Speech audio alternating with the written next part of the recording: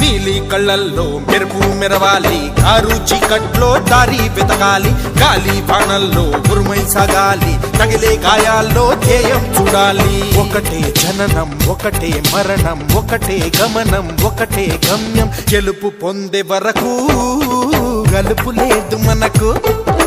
బ్రతుకు అంటే గెలుపు, గెలుపు కొరకే బ్రతుకు.